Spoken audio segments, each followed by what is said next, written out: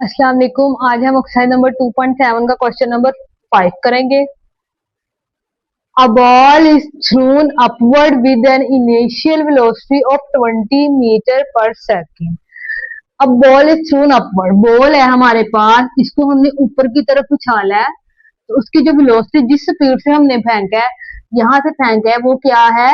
Initial velocity उन्होंने कह दिया है 40 मीटर पर सेकंड। ये 9th क्लास फिजिक्स में था। इनिशियल वेलोसिटी को किससे शो करते हैं? इनिशियल वेलोसिटी को शो करते हैं वी आई से। ये इनिशियल वेलोसिटी आ गई, ठीक है। अब इनिशियल वेलोसिटी की बात आई है, इसका मतलब फाइनल वेलोसिटी की भी बात होगी। अगर इनिशियल वेलोसिटी हमारे पास 40 मीटर की हमने इतनी स्पीड से फेंकी है, यहाँ पे जाके फाइनल वेलोसिटी एक लम्हे के लिए बॉल रुकती है, तो मतलब कि वहां पे फाइनल वेलोसिटी क्या होगी? 0।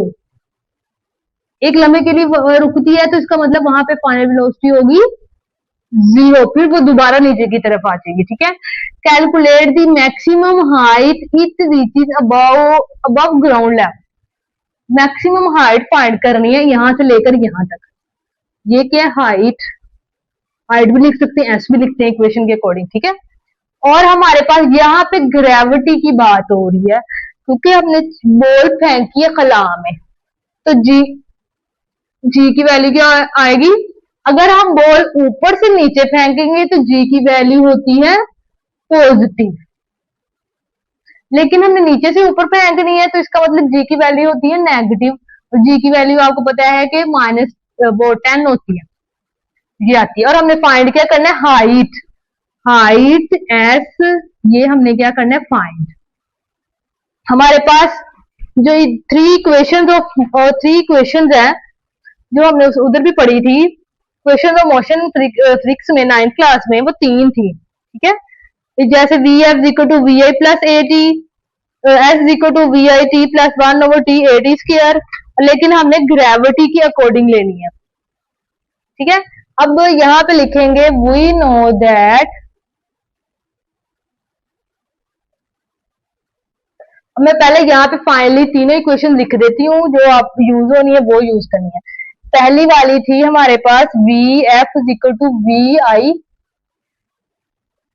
आई प्लस जी टी, मैं ग्रेविटी के अकॉर्डिंग लिख रही हूँ।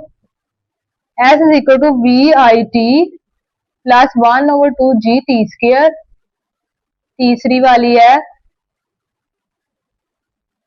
We square F minus V I square plus 2a/2gs।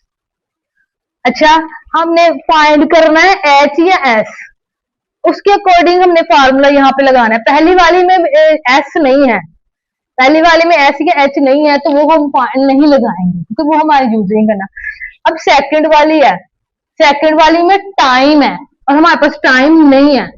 Time क्योंकि हमने यूज नहीं करना, टाइम की वैल्यू नहीं है, तो मतलब ये भी यूज नहीं होगी, हमारे पास ये यूज होगी, ये लगाएंगे यहाँ पे V F square V I square plus 2gs। V F की वैल्यू क्या है? 0। वी आई की क्या है? 40 प्लस 2, जी की क्या है? -10, और एस हमने क्या करना है? फाइंड करना है।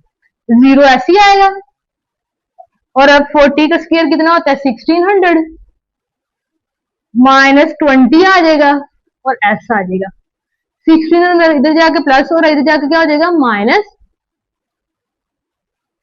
अब 20 इधर क्या हो रहा है? मल्टीप्लाई, और जाके हो जाएगा डिवाइड। तो क्या होगा? माइनस माइनस से कट गया, 0 0 से कट गया, 2 1 2 2 8 16, और ये 0 भी ऊपर चला गया, तो 80 क्या आ जाएगा? 80 आ गया आपका आंसर, एस की वैल्यू, ठीक है। ये ऊपर वाला प्रॉपर क्वेश्चन है, ये मैंने आपको इसलिए तीनों लिख के बताई है, ताकि आपको पता चल जाए कि हम पहली दो ही क्यों नहीं यूज कर सकते। इसी तरह फॉर्मूले न्यूमेरिकल में ही है कि उसके अकॉर्डिंग आपने गिवन डाटा और जो फाइंड करना है उसके अकॉर्डिंग हम फिर वो निकालते हैं, इक्वेशंस पुट करते हैं।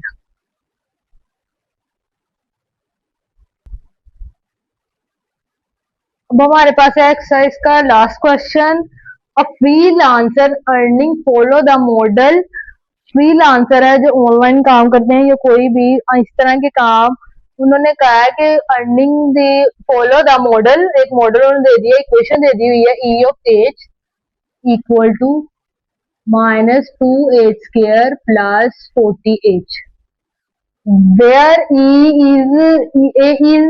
ई हमारे पास है earning in rupees and H hour worked per week, what is the maximum number of hour he should work to maximize earning.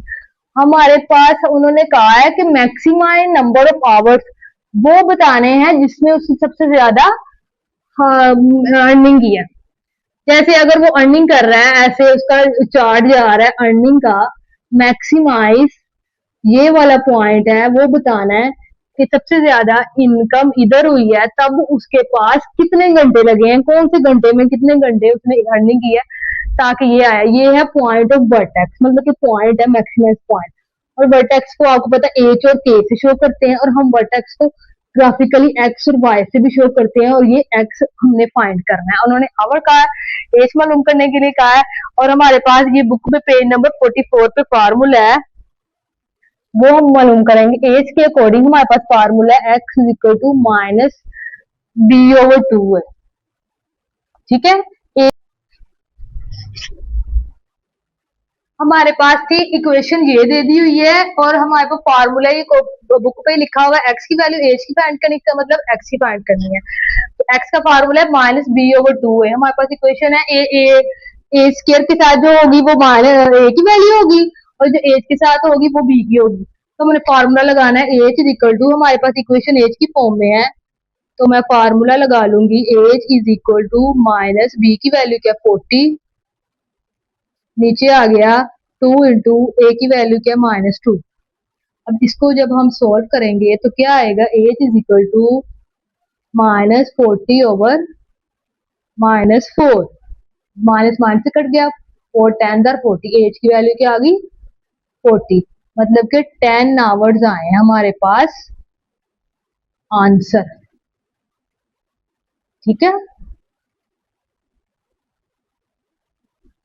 ये हमारी एक्सरसाइज होगी कंप्लीट।